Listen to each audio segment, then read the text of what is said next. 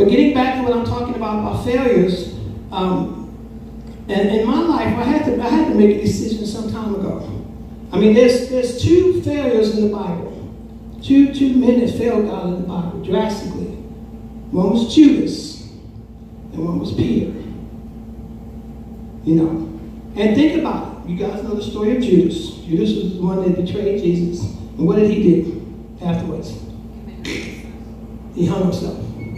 All right? Never the right option. So Judas decided to just give up. He couldn't take it anymore, so he just hung himself.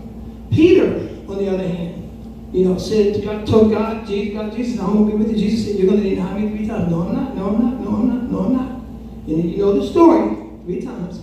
And Peter, you know, it talks about Peter. Afterwards, Peter was the one on the day of Pentecost that preached, and thousands of people were led to Christ. But Peter decided that although I had failed Jesus, I'm still going to move on. I'm going to learn from my failure. I'm not going to dig a hole and crawl down in the hole, which is what some of us do sometimes. You know, so what are we going to be? We're going to be either Peter or Judas. There's a lot of scriptures on this in John chapter 3, but I'm not going to read that. You know, and as a stepping stone to help others. Use your examples and your experiences to help others, and it's important. And I wasn't going to share this, but I think I really feel I need to. I know a story about these two sons. It's almost like I just can't grab the bottom. About these 2 sons, you know. And so, but before all of this, the dad had a creative idea. He said, you know what, son? You know, since you've seen that you have your life, you know what you're going to do with your life, and you don't want to follow God. What I'm going to do is, there's a pole at the foot of the fence in our yard. Every time you commit a sin, I'm going to nail a nail in that pole. I'm just going to put a nail in the pole. So, every time his son messed up, nail in the pole. This went on for a while. Now, after a while, that pole began to look like a porcupine.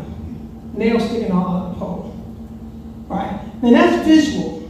Now that's actually seeing your sins. But that would change me if I actually saw my sins. Every time I walked into my yard, I saw my sins right before me.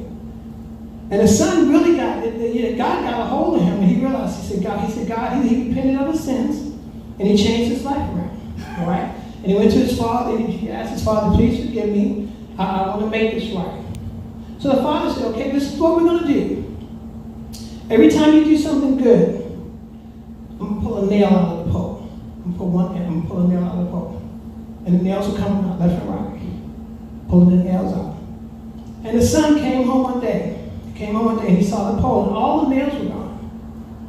He came home one day and he just started crying. And his dad asked him, son, what is wrong? He said, aren't you living for Jesus? He said, yes. He said, isn't your life right? He said, yes. He said, but that is the pole. The pole. And the father said, what about the pole? He said, the nails are all gone. And the son said, that's right, Dad, but the scars are still there. We all have scars in our life. Sometimes your sins are going to leave scars that can't be erased. They can't be erased. And whatever it may be, I'm not going to name any because it doesn't really matter. Sometimes your sins are going to leave scars, and they can't be erased. They're going to always be there, and you have to deal with it. And look at those scars as a way of what Jesus has done in your life, and allow Him to minister His peace, and to use your scars to be a healing for someone else. It's important, guys. It's important. So I know that we all have scars. I have scars in my life, you know, and it's frustrating at times, but I know that God is able. God is able, and He's going to do the right thing in all of our lives. And one more thing before I'm done. Last week we had an experience in our family. Some of you guys have heard about it, and I got to talk to my daughter about it the other day. This had something to do with Carmen, my son. And I got to talk to my daughter about it because they had a little confrontation about it. and she got all mad at him, you know. And I shared with him, I said, Lorraine, you know, Carmen really looks up to you. Big sister, he really looks up to her. He respects her a lot because she's always been there for him. She's always been there for him. And I told her, see, Carmen really looks up to you, you know. But what you gotta understand, when people go through things, when people fail and they go through things, when they're trying to get their life back together, you can either become a part of the problem, you can be part of the solution, or you can add to the problem.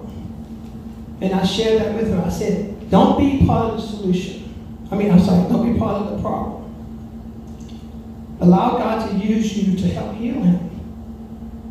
You know, and I'm hoping and praying that, you know, this situation with my family, it's everybody's taking it kind of hard, and it's frustrating, humbling, but I know God's still in control, and God's going to minister his peace through all of this. And I'm going to learn from my failures. That's my prayer for you guys tonight. Learn from your failures. Let them be a stepping stone, not a stumbling block. Amen? Bless you guys. I love you.